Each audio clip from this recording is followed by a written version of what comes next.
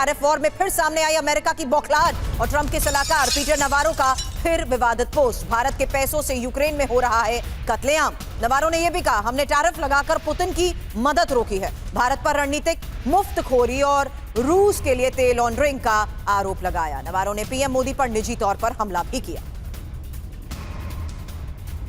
तो यही बड़ी खबर है जहां साफ नजर आ रहा है कि किस तरीके से क्या ये एक ट्रंप की मजबूरी बन चुकी है, क्योंकि अब हताशा में जिस तरीके से लगातार बयान सामने आए हैं उसी के बारे में यह साफ है कि कैसे ट्रंप के सलाहकार पीटर नवारो एक के बाद एक विवादित पोस्ट करते गए और विवादित बयान ही अमेरिका की बौखलाहट है।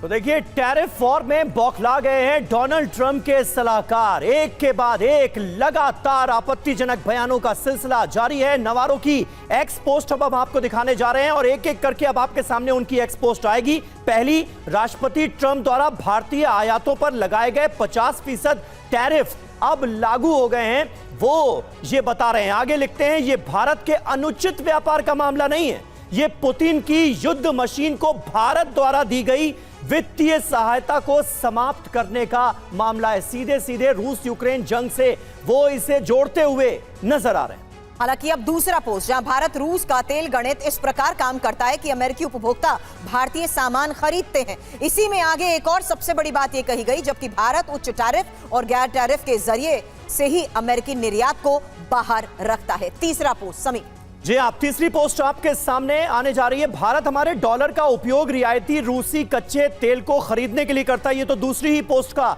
एक और हिस्सा हमारे सामने आ गया। अब तीसरी पोस्ट आपके सामने, भारतीय तेल रिफाइनरी कंपनियां अपने साइलेंट रूसी साझेदारों के साथ मिलकर कालाबाजारी का तेल का रिफाइन करती हैं। ये देखिए आप क्या कहते हुए नजर आ रहे हैं, मतलब बिना सोचे समझे कुछ भी बोला जा रहा है। और इंटरनेशनल बाजार में भारी मुनाफा कमाती हैं, जबकि रूस यूक्रेन के खिलाफ अपने युद्ध के लिए नकदी जुटाता है। सारी जिम्मेदारी उस अमेरिका ने जिसने इतने सारे हथियार मुहैया करवा करके यूक्रेन में कत्लेआम मचाया हुआ है, वो ये बातें कह रहा है। और रूस यूक्रेन युद्ध के लिए जिम्मेदार किसको ठहराया जा रहा है? सिर्फ रूस को और भारत को भी, जिसने हमेशा शांति की पैरोकारी। हालांकि यहां पर अगर आप हमारी स्क्रीन पर देखेंगे तो दर्शकों को बता दें, ये एक और विंडो में हम आपको वही तमाम एक्स पर किए गए पोस्ट दिखा रहे हैं, जिसमें अब पोस्ट नंबर 4 में यह कहा गया कि यूक्रेन पर रूस के आक्रमण से पहले ही भारत के आयात में रूसी तेल का हिस्सा 1% से भी कम था। और इसी आधार पर पोस्ट नंबर 4 में एक और बात कही गई, आज 30% से ज्यादा, प्रतिदिन 15 लाख बैरल से भी ज्यादा। इसी को कोट अनकोट करते हुए समीर, ये बड़े सवाल पोस्ट नंबर 4 में उठाए गए कि ये उछाल घरेलू मांग से प्रेरित नहीं है, ये भारतीय मुनाफाखोरों द्वारा संचालित है।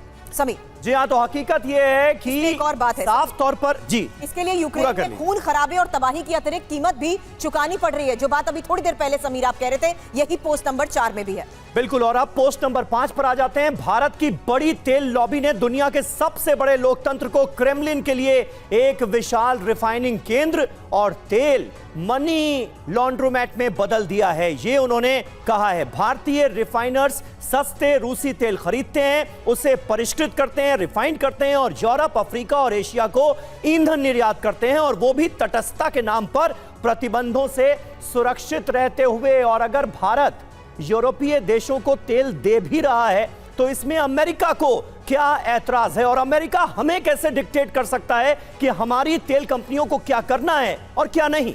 और ये हताशा ही है समीर, क्योंकि अब छठे पोस्ट में भी देखिए, जहां वो कह रहे हैं कि भारत प्रतिदिन 10 लाख बैरल से ज्यादा परिष्कृत पेट्रोलियम का निर्यात करता है, जो उसके द्वारा आयातित रूसी कच्चे तेल की मात्रा के आधे से भी ज्यादा है। हालांकि इसी में एक और बौखलाहट पोस्ट के आधार पर सामने नजर आती है, जहां उन्होंने कहा कि इससे होने वाली आय भारत के राजनीतिक रूप से जुड़े ऊर्जा दिग्गजों को मिलती है और सीधे पुतिन के सैन्य कोष में पहुंच जाती है। ये क्या वैलिड रखना चाह रहे हैं बात, ये उनके खुद के ट्वीट से नहीं समझ आ पा रहा है समीर। बिल्कुल। और जहां अमेरिका यूक्रेन को हथियार देने के लिए पैसे देता है, वहीं भारत रूस को वित्तीय मदद देता है। सीधे सीधे इसे ब्लड मनी से जोड़ते हुए नवारो नजर आ रहे हैं।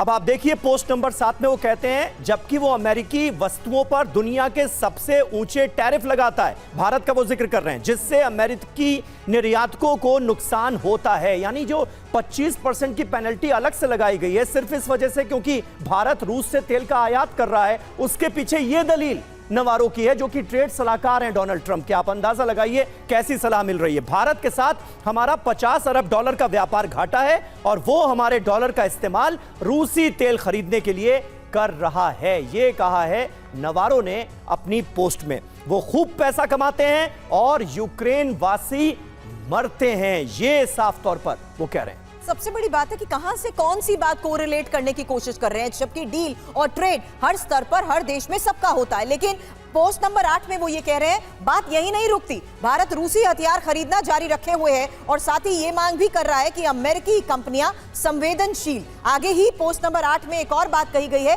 कि सैन्य तकनीक हस्तांतरित करे और भारत में संयंत्र स्थापित करे, ये रणनीतिक मुफ्तखोरी है। हालांकि जिस तरीके से इसी टैरिफ वॉर के बीच ये पोस्ट किए गए हैं, ये वाकई हास्यास्पद, बिल्कुल हास्यास्पद तो है ही। और साथ ही साथ अमेरिका अगर मेक अमेरिका ग्रेट अगेन का नारा दे तो वो ठीक है, लेकिन अगर हम मेक इन इंडिया का नारा दें तो वो गलत है, उसमें बड़ी खलिश है, उसमें बड़ी दिक्कत है। ये रुख है अमेरिका का। पोस्ट नंबर 9, बाइडेन प्रशासन ने इस पागलपन को ज्यादातर नजरअंदाज किया है, राष्ट्रपति ट्रंप इसका सामना कर रहे हैं। वो अपनी पूर्ववर्ती सरकार को, बाइडेन सरकार को भी दोषी ठहराते हुए नजर आ रहे हैं इसके लिए। 50% टैरिफ, 25% अनुचित व्यापार के लिए और 25% राष्ट्रीय सुरक्षा के लिए इसका सीधा जवाब है। और इस तरह से घुमा फिरा कर कहां से बात कहां ले जाकर किसी तरह से जस्टिफाई करने की कोशिश की गई है इस टैरिफ थ्रेट को। अगर दुनिया का सबसे बड़ा लोकतंत्र भारत चाहता है कि उसके साथ अमेरिका का रणनीतिक साझेदार जैसा व्यवहार किया जाए तो उसे वैसा ही व्यवहार करना होगा, ये नवारो ने कहा है। यूक्रेन में शांति का रास्ता नई दिल्ली से होकर जाता है, ये नवारो कह रहे हैं कि शांति का रास्ता नई दिल्ली से होकर जाता है। मुझे लगता है कुछ हद तक आंशिक तौर पर यह बात सही भी है, क्योंकि भारत ने हमेशा शांति की ही पैरोकारी की है, लेकिन यहां वो कुछ और कहना चाह रहे हैं। लेकिन ट्रंप के ये सलाहकार पीटर नवारो लगातार भारत के खिलाफ शर्मनाक बयानबाजी कर रहे हैं। यही इस वक्त की सबसे बड़ी खबर आपको हमने बताई। नवारो भारत पर लगातार कैसे आरोप लगा रहे हैं और भारत रूस से तेल खरीद कर युद्ध में पुतिन की मदद कर रहा है। इस बात को कहते वक्त भी उनको ये कहना पड़ा, आप समझ रहे हैं मैं क्या कहना चाह रहा हूं? क्योंकि अमेरिका ये नहीं समझ रहा कि पूरी दुनिया में हथियार बेचकर वो जो पैसा कमा रहा है उसका अर्थ ऐसे में क्या निकलेगा समीर? बिल्कुल, और साफ तौर पर वो कहते हैं कि ये मोदी की वॉर है, जबकि खुद डोनाल्ड ट्रंप ये कह चुके हैं कि ये जो वॉर है ये अमेरिका ने शुरू करवाई, जो बाइडेन जब राष्ट्रपति थे तो उन्होंने शुरू करवाई। मतलब अपनी ही बात की कोई वैल्यू आज की तारीख में रखी नहीं जा रही है, चाहे वो अमेरिकी राष्ट्रपति हो या फिर उनके सलाहकार हो। शर्मनाक 9 पोस्ट जो एक्स पर की गई नवारो की तरफ से जो हमने आपको दिखाई, उसके मायने क्या हैं अब आप ये भी समझिए। ट्रंप के सलाहकार पीएम मोदी पर निजी तौर पर हमला कर रहे हैं, मोदी पर यूक्रेन युद्ध के लिए उन्हें जिम्मेदार ठहराने का, भारत को जिम्मेदार ठहराने का आरोप मरते हुए नजर आ रहे हैं। हालांकि पोस्ट में मोदी की जो तस्वीर लगाई गई है वो जानबूझकर उकसाने वाली है और पोस्ट में पीएम मोदी को गेरुआ कपड़े में पूजा करते हुए जो दिखाया गया है। हालांकि नवारो के इन पोस्ट से साफ है कि वो मोदी को जानबूझकर टारगेट कर रहे हैं। समीर जी हां, भारत को उकसाने के लिए ट्रंप के सलाहकार ने बेहद शर्मनाक तरीका अपनाया है। पहले नवारो ने यूक्रेन को मोदी की वॉर बताया और अब तेल मनी को लॉन्ड्रोमैट कहते हुए वो नजर आ रहे हैं। यानी कुल मिलाकर दुनिया को एक ऐसा लॉजिक बेचने की कोशिश हो रही है जिसे कोई खरीदने के लिए तैयार नहीं होगा, क्योंकि दुनिया जानती है कि भारत ने, बल्कि इकलौता पूरी दुनिया का वाहिद ऐसा मुल्क भारत ही है जिसने हमेशा शांति की बात कही और कहा कि युद्ध से कोई सलूशन नहीं निकलेगा, सलूशन निकलेगा तो वो सिर्फ और सिर्फ बातचीत से, क्योंकि ये युग युद्ध का नहीं है। उसके बाद एक दूसरा पहलू भी, क्योंकि इस वक्त दुनिया में जहां जहां अशांति है वहां अमेरिका का रोल और अमेरिका के ये बयान सवाल जरूर खड़े करते हैं। सबसे बड़ी बात यही है।